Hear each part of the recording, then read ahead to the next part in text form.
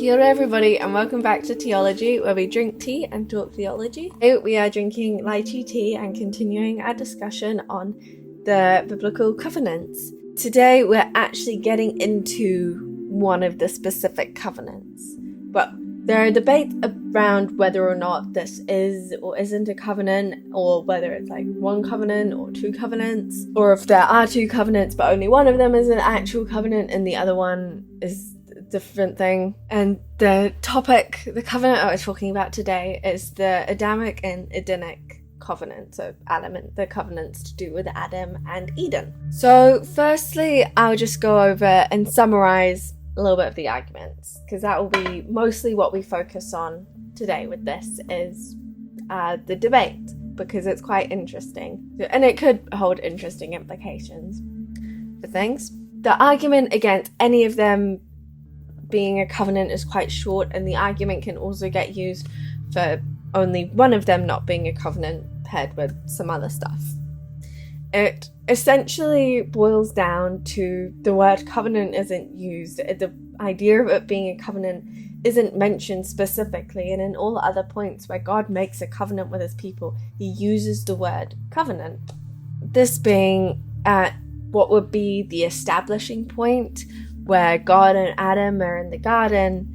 The typical covenant language isn't used. The idea of cutting or making or establishing a covenant isn't used. And God doesn't say that that is what he is doing. This is a covenant. The only time the word covenant is mentioned biblically in regards to this, in regards to Adam, is in Hosea 6:7, which says, "But like Adam, they have transgressed the covenant. They have dealt faithlessly with me." This implies that there was a covenant between, and Adam broke it. However, due to the difficulty in interpretation of the beginning of the Genesis scroll, and whether or not that was because the words covenant weren't used there, it can be counted. And because of the interpretation of that Hosea 6 verse, and how it could be to do with the idea that there is a covenant as a whole that they've transgressed against, and that God had to outline that stuff detailed as a covenant later, which is kind of retroactively applying the covenant to Adam, and whether that could be what's happening.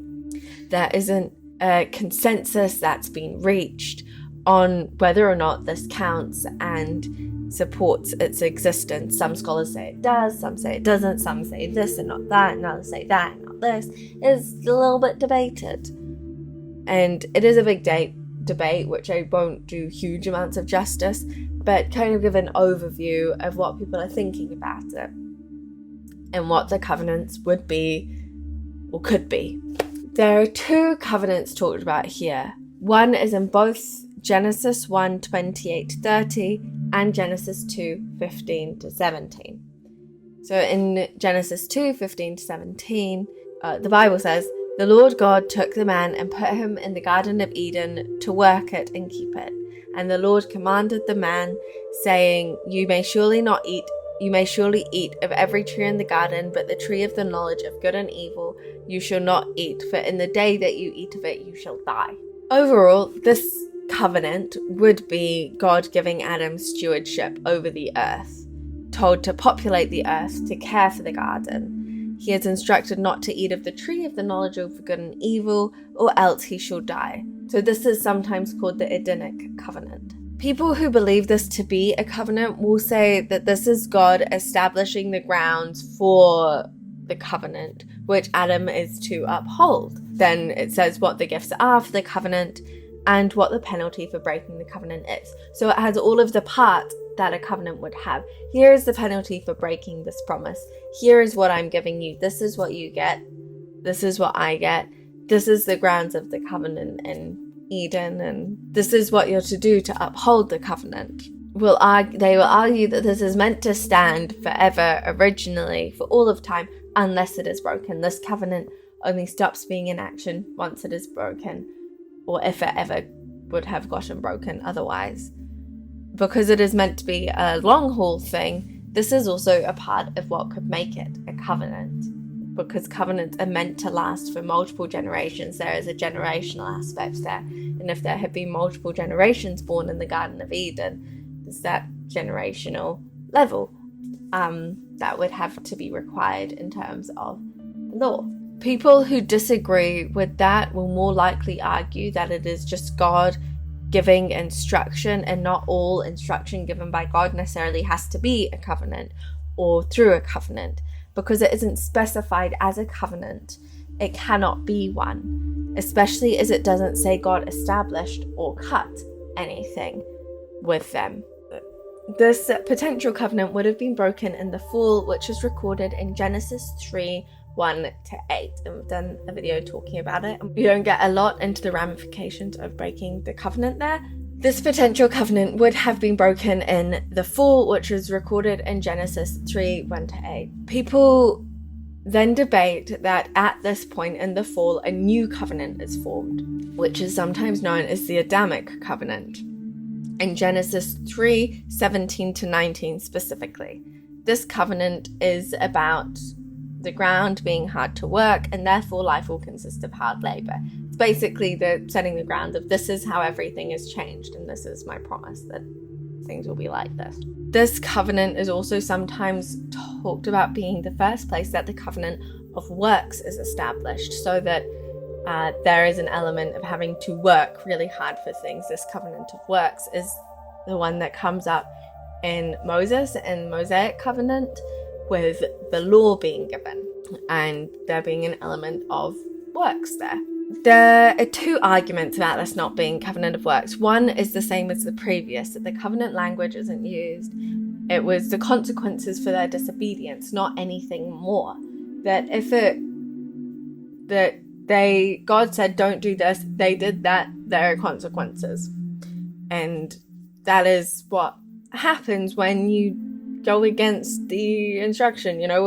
When you do something that your dad told you not to do, there are gonna be consequences for your actions. Now, one of the other things is whether or not this is the origin of the covenant of works truly, and that it was then re-established with Moses, or if the covenant of works started with Moses. We'll potentially talk about this more then, but if you're interested, I will reference an interesting article below that goes into this in a whole lot more detail, and that covers that topic way more. One of the other problems I have with the Adamic Covenant being a covenant on its own is that it is all about punishment, that there isn't that same, this is what you receive and this is what I receive and this is the passing of things, because what they receive is separation. With a covenant there, it tends to be good involved, and it is a suzerainty covenant, which is what this would debatably have to be. There is a level of it's being given because of loyalty or faithfulness that's been shown, and that cannot be the case because that loyalty and faithfulness was not shown, which is why this wasn't the case. I think it would be a part of the consequences of breaking. But people would come back against that, which they do, and say, but in this whole section, when it's talking about the curses and God is talking to the snake, the woman, and the man, there is the promise of the Messiah. And so there is that redemption, and that could make it a covenant, which it could. It really could. So it all depends on how you weight things and all of those different perspectives. There's so many different perspectives on this, and I don't think that we're going to reach a definitive conclusion on whether or not it is technically a covenant. Now, another debate is that this covenant, so the covenant of works, potentially, some people say that the Adamic covenant is its own covenant. It isn't the first time the covenant of works is established. So there's that whole debate as well. Basically, that the Adamic covenant and the Adamic covenant are the same. And sometimes this is talked about as being the giving of covenant of works, that they're the same. The covenant of works being mostly what is discussed in the Adamic covenant, that they are to work the ground, etc. Then this covenant is broken, and so while they're still asked to continue to work the ground, it will no longer be easy. This part of the covenant is unconditional and will only end in the new heavens and earth. Well, I guess it is technically conditional, but we can't get out of it in any way.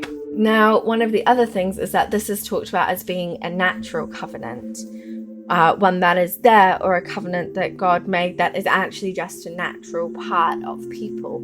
That brokenness came and it became a natural part of people.